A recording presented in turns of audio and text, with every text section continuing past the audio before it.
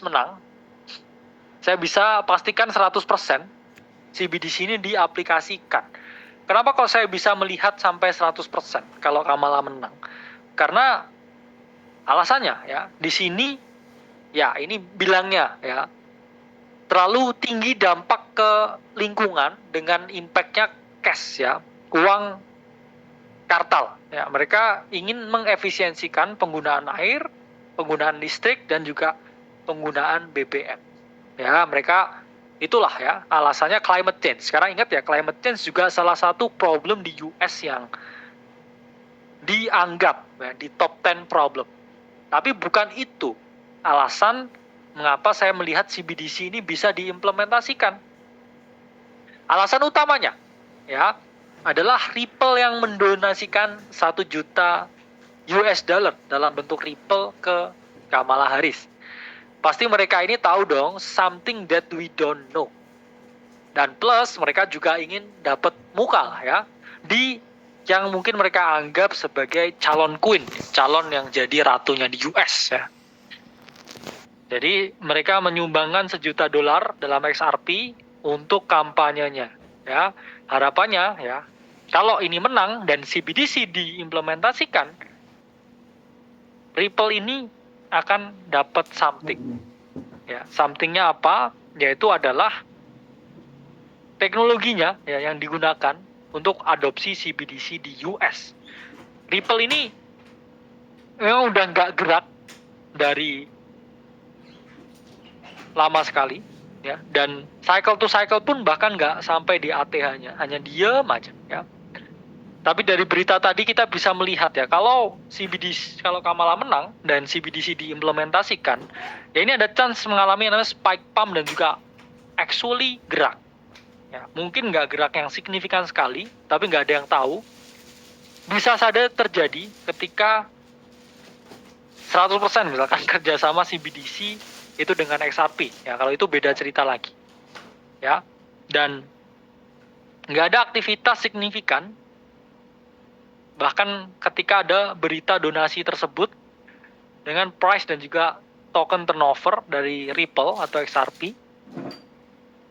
Tapi Ripple ini juga sangat vokal dan juga sangat yakin dengan CBDC. Dan mereka membuat paper yang berjudul The Digital Evolution of Money. Oke, mereka kasih subtitle juga, Exploring the Transformational Opportunities and Challenges of New Sovereign Monies. Ya, jadi Ripple ini memiliki teknologi yang namanya cross-border payment. Cross-border payment itu adalah suatu sistem pembayaran yang cross di luar batas negara dan juga cross di batas bank-bank yang berbeda. Dan actually, Ripple ini sudah kerjasama dengan banyak sekali tenan, banyak sekali bank yang siap ya dijadikan ekosistem ya dari Ripple ini sendiri. Dan saat ini sudah ada ekosistemnya. Dan kedua, ya mungkin pump ketika narasi CBDC ini terjadi, yaitu adalah Stellar Lumen atau XLM. Memang ini udah dead coin, saya bilangnya. 2,8 billion valuation, hampir semua token keluar. Kenapa dia kok berkaitan erat dengan XRP? Pertama karena founder XLM ini juga founder dari XRP. Jadi ini kayak koin kakak beradik. Meskipun valuasinya tinggi, ya kita juga lihat price action ini sama dengan XRP. Price actionnya hanya tidur. Price actionnya hanya di situ-situ aja. Dan yang paling lihat ya di sini, ini business modelsnya juga sama ya dengan XRP. Ini data dari token terminal. Jadi user yang menggunakan jaringan mereka ya membayar fee transaction, yang mana ya di sini 100% ya, revenue-nya ini diambil oleh Stellar Lumen dan mereka membayar ya zero transaction fee ke validators. Dan ini pun cukup mencengangkan ya. Jadi kalau teman-teman lihat suatu project dengan valuasi 3 billion US dollar. Ya, valuasinya tuh puluhan triliun.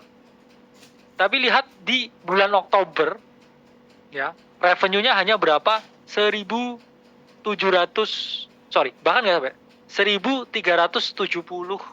dolar ya. Jadi sama mungkin outlet ayam geprek ya di salah satu ruko ya di Tangerang.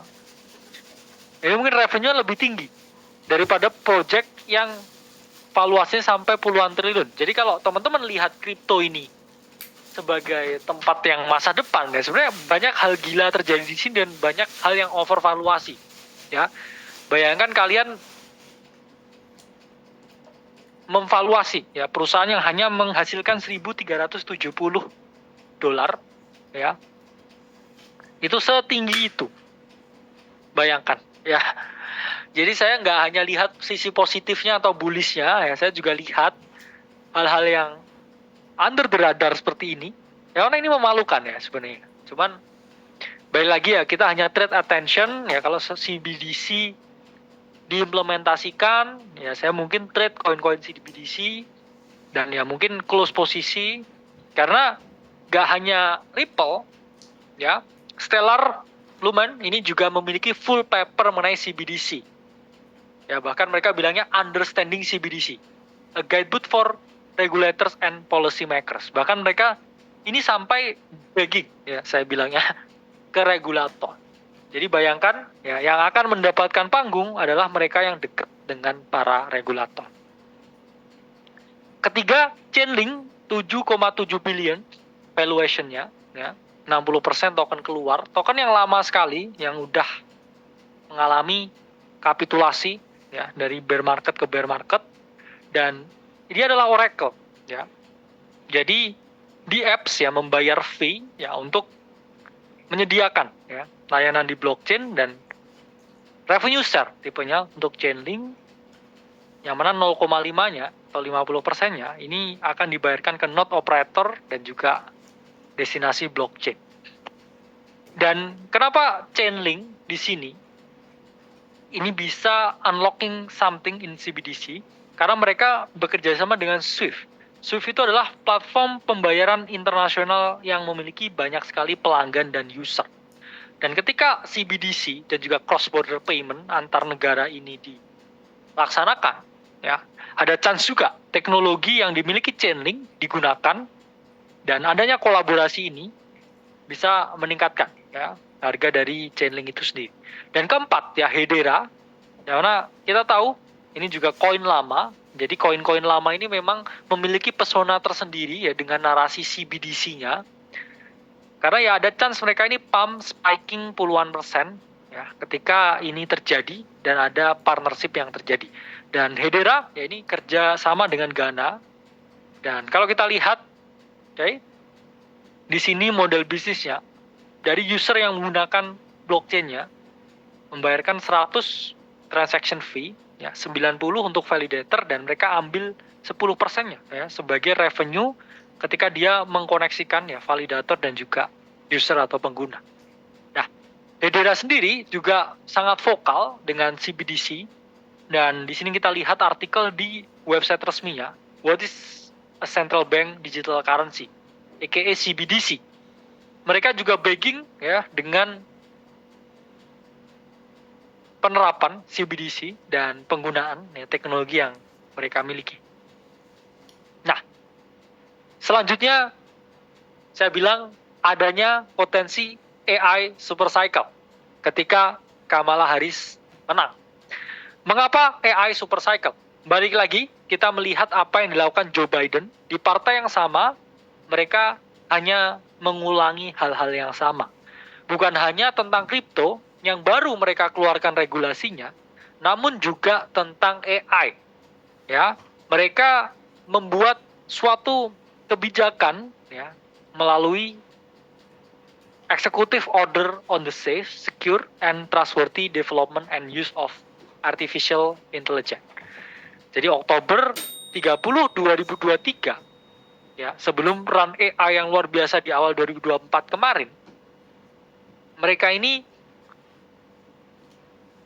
mendukung sekali pertumbuhan AI dan melihat AI ini adalah masa depan di tengah semua masyarakat yang ya, sedang ada polema dan masalah ini. Mereka berpikir bahwa AI actually akan meningkatkan produktivitas dari para kerja ya, dan juga meningkatkan ekonomi. Itulah mengapa kalau kita lihat selama pemerintahan Joe Biden, Nvidia ini up only, naiknya signifikan, naiknya sangat tinggi. Karena apa? Ya, Nvidia ini adalah perusahaan yang menyediakan hardware untuk perkembangan AI. Dan di sini harga sahamnya up only. Up only ini tidak hanya karena fundamentalnya bagus, tapi kebijakannya ini yang mendukung. Dan kalau kita lihat di Q1 2024, narasi AI juga mendapat yang namanya tetesan dari kebijakan AI di era Joe Biden. Dan I think banyak sekali ya smart money yang saya kenal di Indonesia yang all in di Nvidia ini dan berpikir kalau Nvidia ini bisa ke 200. Jadi ini kenaikan yang luar biasa gila ya. Dan perkembangan AI ini sebenarnya masih jauh dari kata selesai. Karena kalau kita ngomongin AI, ya ini ada 3 komponen. 1 manusia penggunanya, 2 assistance ya, yaitu adalah fungsi AI untuk membantu pekerjaan manusia. Dan 3 itu adalah agent yang menjembatani hubungan antara human and assistance from AI. Dan kita ini baru memasuki yang namanya age of agents. Ya, age of assistance sudah. Kalau kita lihat age of assistance, ini contohnya adalah ketika kita menggunakan Siri, ChatGPT. Kita kan udah menggunakan Siri ini beberapa tahun yang lalu. Kadang-kadang kita kan nyuruh ya, Siri please play something ya. Itu udah lewat eranya. Sekarang kita mau melewati atau memasuki era yang namanya age of agents. Jadi AI ini lebih advancing lagi. AI ini bisa melakukan rekomendasi, berpikir sendiri, dan berinteraksi. Itu age of agents. Tapi ya yang paling ngeri, ketika udah 100% implementation, kita akan memasuki yang namanya AGI. AGI itu adalah Artificial General Intelligence. Itu adalah keadaan ketika semua dan seluruh elemen kehidupan kita itu dikuasai oleh AI. Ya, ini hal yang harusnya kita juga takut dengan perkembangan AI yang semakin tinggi sekarang. Dulu masih disuruh-suruh, dulu suruh ini, suruh itu, suruh ini, suruh itu. Age of Agent udah ada sedikit involvement. Tapi kalau ketika semua ini udah AI, ya, saya nggak ngerti ya gimana keadaan society yang ada. Apakah saya suka? Ya saya cenderung takut sebenarnya teman-teman ya. Harusnya ya kita semua juga takut dan hanya melihat teknologi ini sewajarnya saja. Teknologi ini secukupnya ya untuk membantu sesuatu yang kita miliki. Dan ekosistem AI Web 2 ya ini gede sekali, bisa kita lihat di sini dari production, apps, developer tools, compute, dan juga foundation models. Jadi bayangkan ketika ada yang namanya tetesan dari AI Web 2 ini ke AI Web 3 ya. Itu akan menyebabkan beberapa proyek-proyek AI ini mengalami kenaikan. Dan beberapa AI project ya, saya harapannya ya, ini memperoleh tetesan. Tapi AI project ini nggak harus semua dilirik. Mengapa? Pertama, AI ini mindshare-nya paling besar di kripto. Bahkan 2 minggu yang lalu, mindshare dari AI di kripto, yang mana menurut data dari Kaito.ai, ini bahkan sampai 50%. Jadi ini udah turun, ya, sempat 51%. Jadi pikiran orang tentang kripto itu tentang AI, meskipun saat itu adalah tentang AI meta, yaitu adalah meme coin yang menggunakan AI agent, ya, yang mana udah saya jelasin sebelumnya. Nah, dan dari keseluruhan AI, data dari Kaito.ai ini menyebutkan bahwa mindshare dari satu project itu sampai 47,86%. Jadi bayangkan di suatu sektor yang mana itu takes 50% dari mindshare keseluruhan naratif, itu 47%-nya hanya pada satu ticker, yaitu TAO, ya, TAO. Itulah mengapa TAO ini project yang mengambil ya semua mindshare semua atensi, semua capital, semua liquidity AI crypto ini ke satu project ini aja, ya. Dan Buitensor atau Tao valuasi sekarang di 3,2 billion, oke. Orang sebut Bitcoin-nya AI ya dengan kurang lebih ya 30-an% token keluar. Sekarang ya actually ada di area yang secara teknikal ya sebenarnya bisa dianggap cukup ideal ya, retest 500, retest 400 kalau spot dan long term, dan Kamala menang ya. Tapi AI super cycle terjadi. Ya I think Buitensor punya chance ya dengan 47% mindshare-nya. Dan apa sih yang dilakukan? Pertama, saya breakdown ke dalam yang namanya application layer. Yaitu adalah layer jaringan paling atas, di mana developer bisa membangun di apps ya atau decentralized application menggunakan AI seperti chatbot ya, AI agent dan lain sebagainya. Yang mana kemudian dikonekkan dengan yang namanya subnet layer ya. Subnet layer ini menghubungi ya Buitensor blockchain melalui API yang mana dia menjembatani komunikasi dari application layer dan juga Buitensor blockchain itu sendiri. Jadi quite simple but very complex ya apa yang dilakukan oleh Tao. Karena saya dengar ya dan juga banyak ya lihat podcast tentang Tao dan juga Buitensor.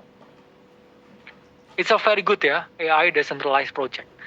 Dan sekarang ya dia retest ya dengan selling pressure yang cukup kenceng ya karena Bitcoin dominance ini lagi tinggi-tingginya. Dan kalau Kamala yang menang ya outlook ini bisa langsung salah. Jadi teman-teman harus keep in mind untuk posisinya di spot dan juga punya exposure-nya untuk jangka panjang. Ya yang pasti jangan all in ya dari semua uangnya, hanya berapa persen aja dari portofolionya. I think sekarang tahu retesting ya di weekly chart-nya. Tapi ingat, kalau ada berita menang ya dari Kamala, ada potensi market dump dulu ya, kemungkinan baru realize dan naik lagi. Karena sekarang pun juga udah cukup ya dumpnya, sudah cukup kita lihat ada yang namanya dump.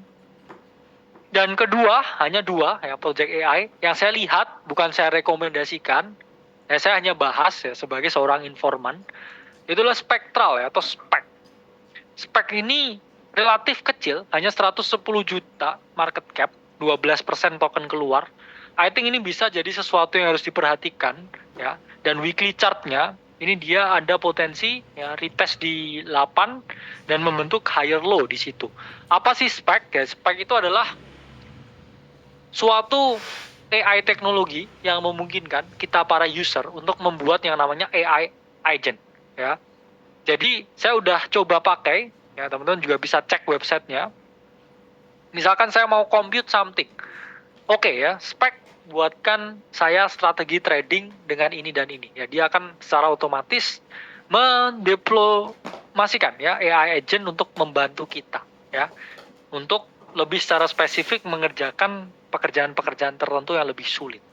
Dan ya kita tahu ya era AI meta ya ini sedang sangat hype dengan adanya GOAT, dan saya pun juga trade ya beberapa koin-koin AI meta, nggak banyak, hanya untuk seneng-seneng juga. Jadi teman-teman harus keep in mind, sangat berisiko tinggi ya apapun yang sifatnya baru, satu itu. Dua, apapun yang sifatnya masih dianggap aneh ya untuk beberapa orang. Nah, ini ya outlook dari possible kemenangan calon yang saya harapkan menang, yaitu adalah Donald Trump. Apa yang terjadi kalau Donald Trump menang?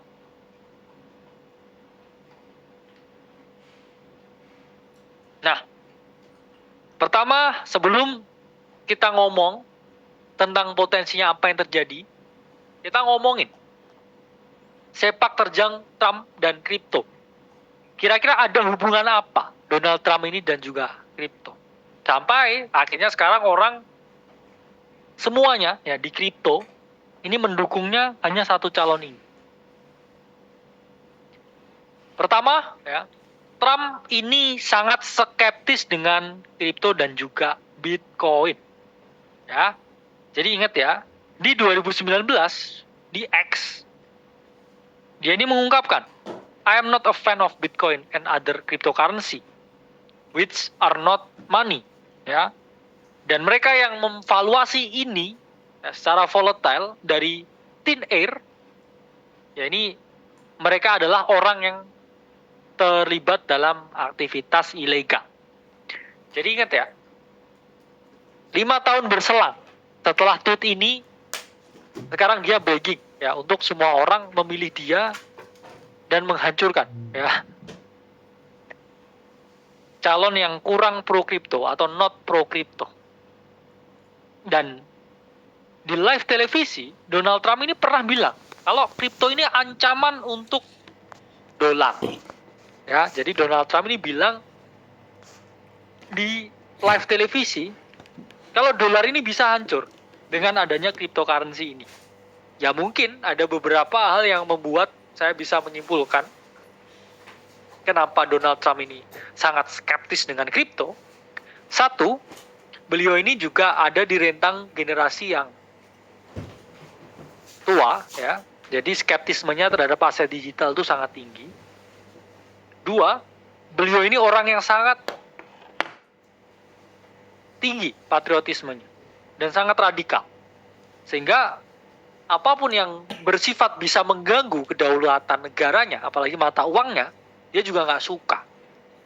Dan ketiga, dia ini belum melihat ya kenaikan Bitcoin yang signifikan karena ketika dia keluar dari White House dan digantikan Joe Biden, kripto ini baru ripping up harganya. Jadi dia tuh masih 50-50 dulu, nggak ngerti maksudnya apa, ya sehingga 2019 sangat skeptis dengan kripto.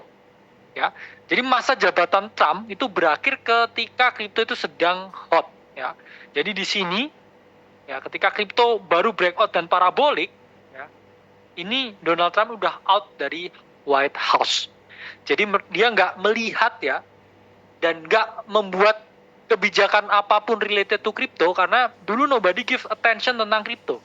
Apalagi di era sebelum 2020 ya masih seperti ini ya, mereka ini anggap ini apa sih ya, angin di internet.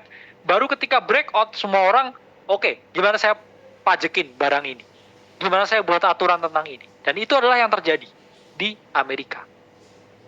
Dan akhirnya setelah Donald Trump ini ya mengungkapkan kalau saya nggak ngerti kripto ya, ancaman untuk US dollar dan lain sebagainya, pada 16 Desember 2021 Melania Trump itu istrinya malah merilis NFT ya, yang mana ya ini bisa teman-teman lihat di melaniatrump.com. Teman-teman bisa membeli NFT-nya istrinya Donald Trump ya dengan harga $150 ya. Ini bisa dilihat ya, Connect Wallet untuk membeli NFT. Jadi bayangkan dari 2019 bilang scam, 2021 istrinya berkoar ya untuk beli NFT saya ya. Itu adalah perubahan yang cukup cepat ya, hanya dalam waktu 2 tahun. Ya, ingat ya, manusia itu berubah ya teman-teman. Jadi harus fleksibel dengan perubahan dan nggak mau kalah dengan istrinya. Oke. Bahkan Donald Trump juga akhirnya merilis NFT tepat pada market bottom, yaitu di 2022. Ya, beliau membuat Trump Digital Trading Cards di 2022 Desember, ya. Dan anehnya yang terjadi adalah harga floor-nya dari investmentnya Donald Trump di NFT ini nggak dropping. Sehingga mayoritas hampir semua orang yang membeli NFT-nya ini cenderung untung. Ya, untung to close BEP. Ya, ini menunjukkan ya kalau pesonanya presiden, ya mantan presiden US ini yang ke-45 ini masih tinggi di para anggota komunitas. Oke. Dan melihat ya besarnya audiens kripto, Trump akhirnya mendahului Kamala datang ke Bitcoin Conference dan teriak-teriak kalau saya pro kripto, saya akan memecat Gary Gensler, saya akan membuat Amerika ya sebagai negara kripto dan lain sebagainya. Karena itu tadi, kita lihat 9,6 juta vote itu pasti tentang pro kripto. Jadi Donald Trump melihat puluhan juta ya, calon pemilih yang harus diyakinkan tentang conviction-nya terhadap aset ini supaya dukungannya ini naik. Ya dia whatever it takes. Ingat, Donald Trump ini adalah seorang pengusaha. Ya, apapun dia lihat yang bisa menjadi duit, ya pasti dia ambil kesempatannya. Bahkan ya dia udah meludah, ya dia jilat lagi ludahnya. Dia buat NFT, istrinya buat NFT, ya. Terus dia menyanjung kripto, bahkan membuat token kripto yang nanti akan saya jelaskan lebih lanjut. Nah, itu adalah World Liberty Financial atau tikernya WLFI. Ya, saya nggak advise teman-teman untuk membeli WLFI. Kenapa? Karena di klausulnya ditunjukkan kalau ini non-transferable, jadi kita nggak tahu mekanisme pembelian dan distribusi tokennya seperti apa. Belum terlalu jelas, tapi yang jelas di sini adalah WLFI atau World Liberty Financial ini adalah platform DeFi atau Decentralized Finance. Banyak orang yang berpikir, ini orang gila, ini orang grifter, ini orang mau pemilu masih grifting, ya cari beberapa puluh juta dolar. Apakah satu dia nggak punya duit? Apakah dia dua ini seorang yang sangat mata duitan? Ya jawabannya enggak, teman-teman. Ya, jawabannya enggak. Menurut saya pribadi, Donald Trump membuat proyek kripto sebelum pemilu itu adalah komitmen yang dia miliki terhadap kripto. Ingin menunjukkan ke dunia, loh, ini loh. Ya, I put my name, Donald Trump. World Liberty Financial, WLFI. Saya ini kripto banget.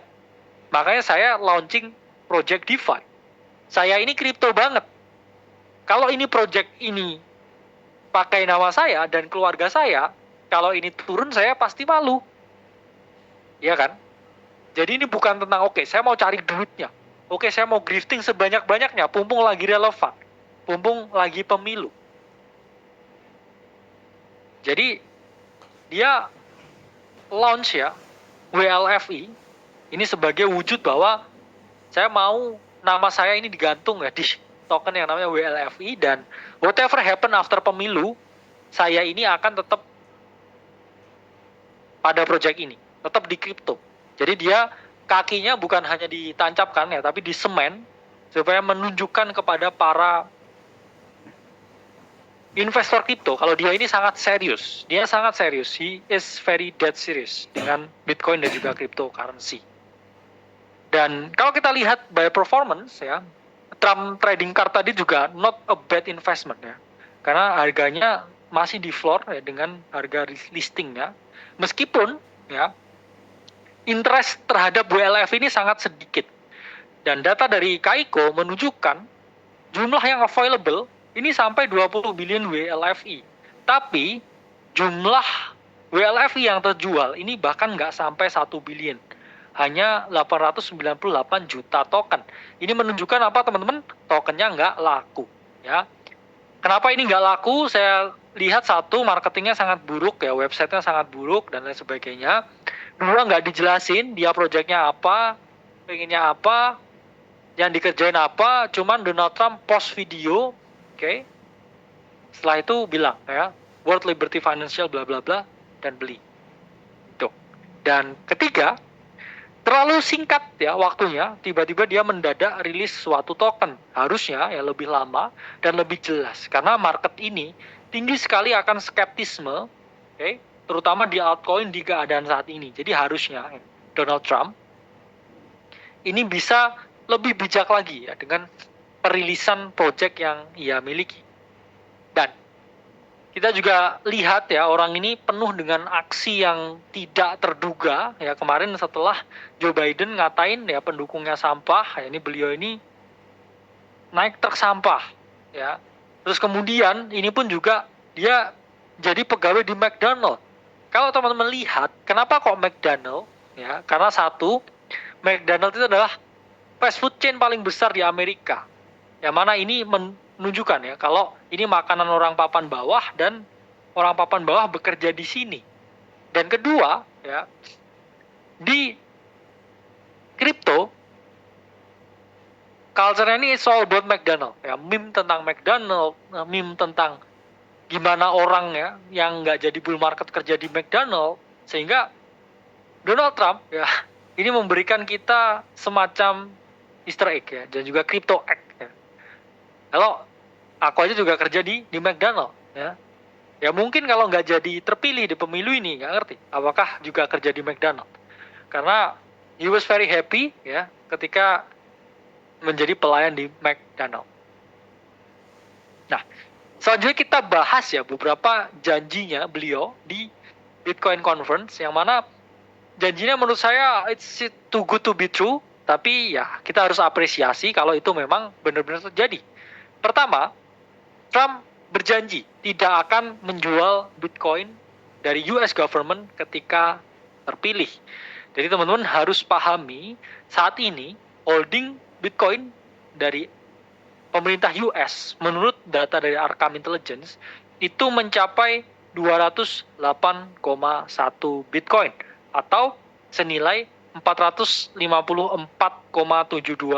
juta USD. Dan Ethereum yang kecil sekali ya, hanya 59.164 Ethereum. Jadi kita juga harus mengapresiasi turunnya potensi selling pressure sampai 14 billion. Itu gede sekali kalau US government mau sell ya. Jadi kita bisa melihat di sini disimpan ya di beberapa exchange yang terkait ya di sini yang digunakan oleh US government berdasarkan Arkham Intelligence. Yang mana ya kita berharap ya US government ini nggak menjual kepemilikan Bitcoin yang mereka miliki karena ini pasti akan menambah ya, added selling pressure untuk Bitcoin sendiri. Dan selanjutnya ya sama seperti emas ya, Bitcoin akan dijadikan yang namanya strategic reserve. Jadi mereka akan menyimpan Bitcoin di dalam neraca mereka ya. Jadi sama aja kayak nyimpan emas, dia menganggap bahwa Bitcoin ini is a digital gold. Yang mana kalau kita lihat ya data dari Plusbit, memang US ya ini masih kurang responsif ya terhadap meleknya ya kripto ya dan juga penggunaannya. Meskipun kita tahu banyak sekali di sana perusahaan ya, VC, miner dan juga banyak pemudanya, cuman dibandingkan negara-negara ketiga yang broken, ini adopsinya jauh lebih tinggi. Justru negara-negara yang broken. Ya Argentina, Turki, ya itu sangat melek dengan kripto. Hampir semua orang tahu kripto lebih dari 90%. Dan kalau kita lihat di sini, ya sebenarnya Trump atau Kamala yang menang, mereka nggak berani terang-terangan jual Bitcoin sebanyak itu. Karena di nomor 2, holding dari Bitcoin itu dipegang oleh negara China dengan 42,9%. Actually, kalau US ini menjual Bitcoinnya, ya ini mereka diketawain Cina. Yang mana mereka dua ini ya sedang dalam tensi yang cukup keras ya, masalah ekonomi dan juga perang dagang. Jadi itu akan menjadi sesuatu yang sangat dipertimbangkan. Apalagi kalau Donald Trump yang menang, yang ada justru negara-negara lain ini ikut ya menjadikan Bitcoin sebagai strategic reserve. Ya ingat bahwa beberapa negara ini cenderung latah ya, dengan apa yang dilakukan oleh USA. Kalau ya USA ini tend to do something, oke, yang ada justru negara-negara lain kecil ya sekutunya itu juga melakukan hal yang sama. Dan kita juga melihat ya memang by country US ini sangat tinggi, tapi kalau ownership ya dari citizen ya ini masih paling tinggi India ya, bahkan Turki masih nomor 6 meskipun tinggi. Ingat teman-teman, itu pun juga karena India dan juga Cina itu negara yang penduduknya sangat banyak sekali. Nah, secara spesifik, price action, altcoin, apa yang menarik? Kalau Donald Trump menang. Oke. Pertama, ada potensi reactional pump dari Bitcoin. Ya. Kalau Trump menang, ya, Bitcoin break dari range ini dan mengalami yang namanya price discovery, ya, instant reaction dari price discovery. Ada potensi, ya, ingat belum tentu terjadi. Tapi saya melihat ya reaksi pasar ini akan lebih positif, orang akan FOMO, wah, presiden yang pro kripto menang nih. Oke, saatnya beli Bitcoin, beli Bitcoin, beli Bitcoin. Dan terjadi yang namanya short squeeze, ya, posisi short yang di atas ya 73.000 ini terlikuidasi semuanya, ya, billions of dollars akan terlikuidasi, harga naik, orang FOMO, institusi FOMO, dan terjadi yang namanya price discovery kalau Donald Trump menang. Dan ingat, yaitu adalah suatu potensi. Nah, kalau Donald Trump menang, saya mungkin ada agak sedikit raise, ya. Ini bukan data saya yang buat, tapi target Kamala atau Trump yang menang. Ini saya lihat dari Bitcoin Fair Value Logarithmic Regression Band. Yang mana di akhir tahun 2025, ya, fair value-nya Bitcoin ada di range 140 ya, sampai 120 ribu. Nah, jadi itu pun saya lihat ya sebagai target yang apakah masuk akal? Ya dibilang masuk akal bisa juga ya. Karena ingat teman-teman, kalau kripto apalagi Bitcoin itu udah keluar out of the bonds ya, dia mengalami yang namanya rally. Nah, itu rally-nya nggak bisa diprediksi, satu, seberapa cepat, dua, tingginya seberapa, ya, langsung naik aja. Dan ketiga, nggak ada retest. Apapun nggak ada retest. Jadi either you position yourself now, atau kamu akan ketinggalan pump-nya. Ya, itulah yang terjadi di market. Apalagi di market kripto yang sangat cepat ini. Ya, dan seberapa sustain dan possible price discovery-nya, bisa kita lihat ya performa dari Bitcoin di Q3 2024 ini. Ya. Pertama, ya, kalau kita lihat kuartal by kuartal, Q3 2023 Bitcoin ini harganya 26,9. Di Q3 2024 ini di 66,083. Kenaikannya cukup signifikan ya, dari 526 billion valuation ke 1,2 ya triliun. Oke. Dan kemudian di sini juga datanya cukup ini ya. Daily active address justru menurun dari 666 ke 461. Dan kalau kita lihat ya, NFT sale sempat tinggi ya di akhir 2023 dengan inscription dan lain sebagainya, drop lagi ya sekarang. Dan kalau kita lihat transaction juga cukup tinggi ya, dan revenue dari miner ini justru sempat naik kemudian turun ya, dari Q1 2024 52,4 juta USD ke hanya 28,5 juta USD. Jadi turun ya dari kuartal on kuartal sampai 30,2%. Dan kemudian ya inflow kuartal on kuartal meningkat dan didorong oleh IBIT. Oke. Jadi we know ya BlackRock bidding very hard di Q3 ini, dan itu pun terpancar dari inflow-nya. Saya pernah menjelaskan sebelumnya tentang potensi dari inflow dan juga potensi dari ETF pattern ya. Nah, data menunjukkan ya, sudah saya jelaskan di slide-slide awal bahwa ETF holding sudah mencapai 1 juta Bitcoin, ya, meningkat 9% dari kuartal sebelumnya. Itulah angka yang sangat signifikan, oke. Dan inscription dari Bitcoin, ya, sayangnya menurun drastis. Orang yang ya orang yang memiliki asumsi, ya, ini akan jadi next big things dan lain sebagainya, justru mengalami penurunan. Dan kalau Trump menang, ya, tapi kalau tadi Kamala menang, saya kan run-nya altcoin paling hanya ke 1 triliun ya US dollar, oke. Tapi kalau Trump ini mungkin sedikit lebih tinggi, ya. Pertama, ya, Bitcoin dominance-nya, kalau tadi mungkin drop-nya itu hanya sekitar 20-an%. Kalau Trump yang menang, ya, I think drop-nya ke 40% Bitcoin dominance. Drop ke 36%, ya. Ini pun hanya proyeksi, ya. Saya nggak ngerti apa yang akan terjadi, tapi by data historis ya 200-an hari setelah halving, ya Bitcoin dominance itu drop signifikan. Nah, saya raise target ya dari Kamala yang hanya 1 triliun, ya potensi valuasi altcoin sekarang 1,5 triliun. Dari mana saya dapatkan data ini? Ya, pertama kita lihat setelah halving 210 hari baru total 3 parabolik. Di sini pun juga ada potensi sama. Setelah halving total 3 parabolik setelah 210 hari.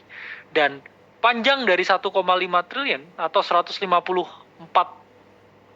dari range ini itu saya dapatkan dari copy paste run up yang kita lihat di 2021. Jadi run up 2021 ke peak di 2022 ini saya copy paste dan saya letakkan di sini, ya. Expansion move-nya ada chance ke 1,5 triliun. Dan ada potensi DeFi summer meskipun nggak setinggi 2021. Mengapa? Karena satu, Donald Trump akan membuat ekosistem kripto lebih nyaman, ya, nggak dipajekin, orang boleh self custody, ya orang bisa bereksplorasi proyek kripto. Jadi aktivitas underground ya seperti meme coin trading, NFT dan lain sebagainya ini akan flourish dengan sangat tinggi. Ya ingat ya, presidennya yang menang ini punya token DeFi. Presiden yang menang ini juga punya NFT. Ya, itu adalah wujud komitmen yang beliau berikan ke market. Sehingga market, ya, terutama decentralized finance, ini akan flourish lebih tinggi dan ada potensi ya. DeFi summer seperti 2021. Dan data ini ya, kalau kita lihat ya, crypto total DeFi market cap ya, sama 153 hari. Ya, kalau DeFi itu setelah halving mengalami yang namanya kenaikan atau pump. Dan kalau kita lihat polanya sama, continuation. Di sini ascending triangle, breakout, dan di sini ya ada possible bullish pennant dan juga dia breakout. Ada di area 0,5-nya. Dan dari extension move yang kita lihat ya run up 2021 naik 1000%, di sini ada chance naik 224% sampai mungkin ya ke 250 billion ya. Stochastic udah crossing di monthly ya DeFi chart. Dan ya, kita bisa melihat ya explosive move dari DeFi. Yang mana sejauh ini DeFi hanya sebagian kecil dari seluruh valuasi kripto ya. DeFi itu hanya kecil sekali dibandingkan ya dengan seluruh ya koin yang ada di ekosistem ini. Nah, kemenangan Trump ya bisa membawa kejayaan DeFi karena kebebasan orang untuk bertransaksi, kebebasan orang untuk berinovasi, dan DeFi pun relatif underperform. Ya, teman-teman kalau kita lihat data 3 bulan terakhir, sektor yang bisa dipertimbangkan ya dengan kemenangannya Donald Trump, dan secara indeks ya, DeFi is very very undervalued sekarang dengan valuasi yang ada. Dan apa nih ya, DeFi yang interesting, big, medium to low caps. Ingat, ini skenario ketika Trump menang dan saya bisa salah, jadi teman-teman harus melakukan money management yang tepat. Pertama Uniswap ya, karena dia akan rilis Unichain 4,8 billion market cap dengan protokol yang hampir digunakan oleh semua ya, aktivitas di DEX. 60% token keluar, oke. TVL yang cukup tinggi dengan mekanisme ya dia take zero revenue ya, tapi 100% revenue untuk liquidity provider ya. Dia memperoleh revenue dari post revenue yang lain. Dan financial statement ya, Uniswap relatif mengalami kenaikan ya, dan sempat hijau Oktober ini dengan adanya berita perilisan Unichain. Ya, token trading volume meningkat, kemudian token turnover juga meningkat dan juga fee meningkat. Jadi it's a good one ya Uniswap. Dan pertama kita lihat ya TVL to price ratio ya, TVL-nya ini jauh lebih tinggi dibandingkan harganya. Menunjukkan apa? Kalau aset yang ada di dalam protokolnya, aset yang ada di dalam ekosistemnya, ini jauh lebih tinggi daripada harganya. Menunjukkan ya kalau dia ini ya relatif undervalue based on TVL ya. Jadi token price-nya oke, ini di bawah dia punya TVL. Dan kedua ya FDV to market cap dari Uniswap oke, ini sudah berdekatan ya, FDV-nya jauh lebih tinggi dengan market cap-nya, ini menunjukkan kalau memang ada potensi ya beberapa token yang masih di-unlock lagi. Ingat ya, tadi hanya 60% yang keluar. Dan kedua ya, another protocol I'm watching ya, is a big cap, yaitu adalah Pendle ya. 800 juta market cap dan is a good project ya actually.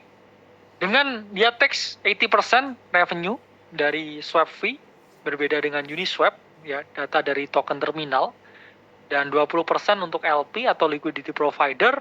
Untuk data sendiri ya, revenue sempat down ya beberapa kali, tapi TVL memang cukup stabil dan tinggi ya. Pertama kita lihat TVL dan juga price, di mana ini kebalikan dari Uniswap.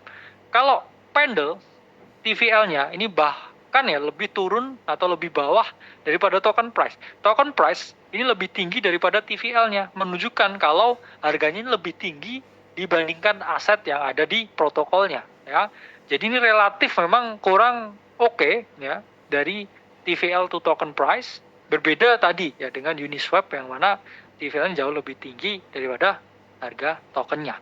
Dan untuk FDV ya, there is more to unlock juga untuk Pendle ya. Jadi dia meningkat, tapi meningkatnya di atas dari market cap.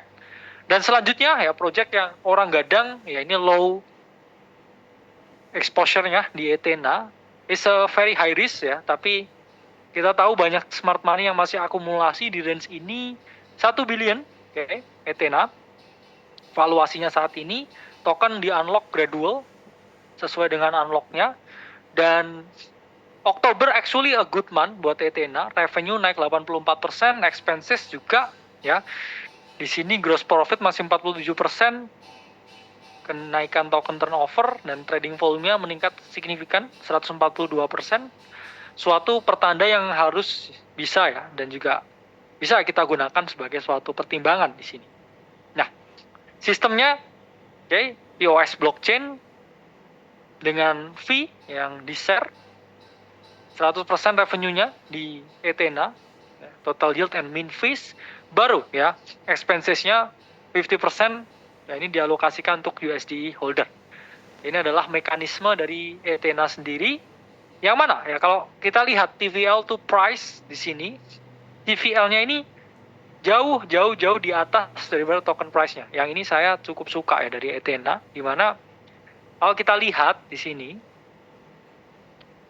lebih banyak aset yang di stake ya dibandingkan dengan token price-nya untuk Ethena. Ya, berbeda dengan Pendle. Dan di sini memang ya ini yang sangat jelek ya, masih banyak sekali token yang nanti akan di-unlock ya, FDV-nya sangat tinggi ya dibandingkan dengan market cap. Jadi sangat hati-hati dengan inflationary.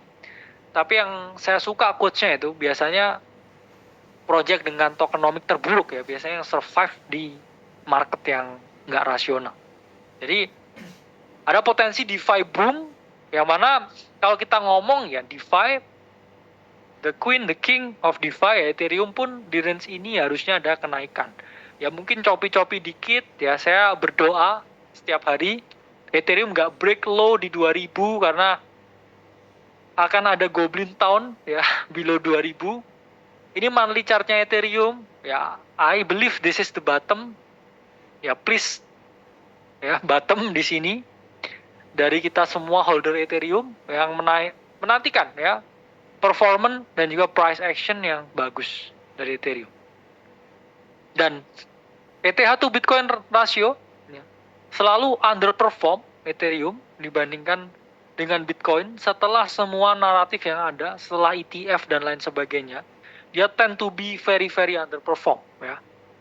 Dan kalau kita lihat ya, korelasinya Bitcoin jauh lebih kuat ya, bahkan setelah ETF ya dari Ethereum. Dan trading volume dari Ethereum itu masih jauh lebih rendah dibandingkan top 50 altcoin. Jadi dari 50 altcoin yang ada, Ethereum ini masih lebih sedikit diperdagangkan. Dan di sini ya, altcoin relatif liquidity increase di 2024 masih didominasi oleh top 10. Saya bilang di sini teman-teman bahwa winner always win ya, masih mendominasi liquidity-nya di top 10 Ya, kalau mau top 40, kamu harus siap ya dengan liquidity yang jauh lebih sedikit, ya gamblingnya juga lebih sulit ya, terlalu banyak token yang ada sekarang, ya milihnya sangat sulit kecuali kamu fokus di winner. Oke? Dan The Spurge ya, update setelah update yang mana di sini saking keselnya ya developernya bilang ya goal fix everything ya. Jadi kayak mereka pun juga frustasi ya dengan teknologi yang mereka buat. Mereka juga berpikir how ya, kita bisa buat project ini nggak mati ya. Dan Vitalik ya works harder than you think sebagai KOL. Saya nggak tahu founder apalagi yang lebih aktif di Twitter daripada Vitalik. Bahkan sampai Vitalik ya menunjukkan dia mindset nomor 1 sebagai KOL di kripto. Ya mereka aktif sekali ya. Vitalik aktif sekali replyan dengan berbagai personality di kripto Twitter. Ya sudah sedesperate itu. Jadi kalau ini nggak bottom, ya saya nggak ngerti bottomnya di berapa ya. Semoga ini adalah bottom. Terakhir, conclusion ya. Pertama, Trump atau Kamala, kripto itu adalah market global. US election ini adalah sesuatu yang harus diperhatikan, tapi bukan menjadi sesuatu yang harus ditakutkan. Karena ada yang namanya siklus 4 tahunan, di mana harga kripto itu cenderung mengalami kenaikan. Setiap kali hal itu terjadi. Jadi, teman-teman, di sini tetap lihat ke outlook utamanya. Kalau kripto itu teknologi masa depan, ada siklus 4 tahunan, ya ada halving, flow ETF yang sangat tinggi, apapun hasilnya, itu hanya mempengaruhi price target kita. Bukan outlook yang kita miliki. Saya pribadi seorang pendukung Donald Trump, dan saya berharap Donald Trump yang akan memenangkan pemilu kali ini. Tapi di sisi lain saya juga tidak bisa menolak fakta bahwa sepertinya rezim big power di atas sana do whatever it takes untuk memenangkan Kamala. Kita bisa lihat dari endorsement di televisi, endorsement di media mainstream, endorsement dari para KOL dan para influencer, terutama para artis-artis Hollywood yang mana memiliki pendukung yang sangat banyak. Jadi saya pendukung Donald Trump, tapi sepertinya pemilu kali ini akan berat ya. Kita berdoa yang terbaik dan yang pro kripto yang menang. Karena memang it's a very hard ya. It's a very hard, tough 50-50% chance di sini. Saya punya faith ya, semoga Trump menang dan saya ingin Trump menang, tapi ya teman-teman harus tahu di sini elit global sepertinya do whatever it takes secara natural atau unnatural untuk memenangkan yang satunya ya. Dan ingat, politisi hanya menggunakan kripto sebagai alat politik. Not even Donald Trump is actually crypto lover. Ya, Donald Trump hanyalah seorang performer yang sekarang kebetulan mau jadi presiden. Ya, beliau dulu bintang reality show yang mana do whatever for money. Ya, dan kita ngerti manapun yang menang, mereka hanya menggunakan kripto alat politik karena tingginya puluhan juta orang yang bakal vote itu mereka pro kripto, ya, too big market to abandon. Oke, jadi di sini kripto itu dari dulu bisa bertahan bukan karena smart money, bukan karena politisi, tapi karena kita ya, para individu yang tetap percaya akan inovasi dan juga teknologi. Jadi kripto itu siapa? Kripto itu bukan mereka, tapi kripto itu adalah kita. Kita adalah kripto. Ya. Dan kepercayaan masyarakat terhadap pemerintah itu sekarang di all time low-nya. Kapan terakhir all time low? Yaitu adalah di krisis 2017-18 ya. Ketika terjadi krisis tersebut, orang-orang udah nggak percaya dengan pemerintah, dan sekarang ketika inflasi tinggi dan ekonomi hancur, orang juga nggak percaya dengan pemerintah di Amerika ya. Dan odds-nya memang di Polymarket ini yang tinggi Donald Trump, meskipun sekarang drop lagi ya 10% 7 hari terakhir. Tapi ingat ya, Polymarket ini bekerja seperti stock trading ya, ada order book dan juga ada odds-nya ya di situ. Dan ini bukan dibuat seakan-akan curang ya atau dimanipulasi. Tapi memang market itu bekerja dengan order paling banyak ya. Kalau banyak orang yang long on Donald Trump, ya Donald Trump yang akan menang ya. Kalau orang banyak yang long on Kamala Harris, ya Harris yang akan leading the pool ya. Jadi harus teman melihat. Oke. Dan polling market ya jumping di start 2024 karena election ini ya. Banyak yang menggunakan platformnya hanya untuk US election. Dan all eyes on November 5th ya. Semua mata tertuju di November tanggal 5 karena kalau Kamala ya hari-hari terakhir kampanye dia siaran di TV ya, di Saturday Night Live. Kalau Donald Trump asik nge-tweet aja ya tentang apa yang akan terjadi. Dan odds-nya kalau di media mainstream Kamala yang unggul sekarang. Actually, chance-nya lebih unggul Kamala. Dan kalau kita lihat di polling market ya di prediction market justru Donald Trump yang menang. Tapi ingat ya, polling itu adalah sesuatu yang bisa ya direkayasa, yang nggak bisa direkayasa yaitu adalah how much money involved ya di dalam pertaruhan ini. Dan saya nggak suka, tapi market ini udah sell off menjelang pemilu dan Jeff Bezos menjual 3 billion US dollar saham Amazon sebelum pemilu, like he knew something, like he knew that someone would win, like he knew that stock market gonna crash ya. Seperti yang saya bilang, crashnya kalau ya yang biru yang menang ya. Jadi apakah market sudah tahu sesuatu? Ya saya punya faith ke Donald Trump, tapi ini akan menjadi pertarungan yang sangat berat ya. Mungkinkah di-rig? Ya mungkin ya. Anything can happen. Dan kalau kita lihat stock market sell off ya, sebelum election, like they knew ya, something is coming. Microsoft drop 6% tuh dalam sehari. Semuanya drop ya, Bitcoin juga drop, semuanya drop, semua lesu. Dan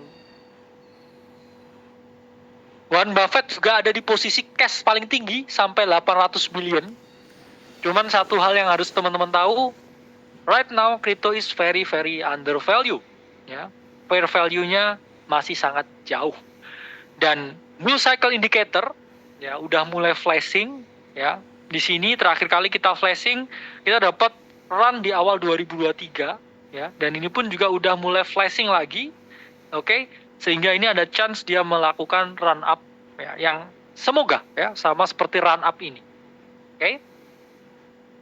Dan terakhir ya, saya bilang anything I say is not a financial advice.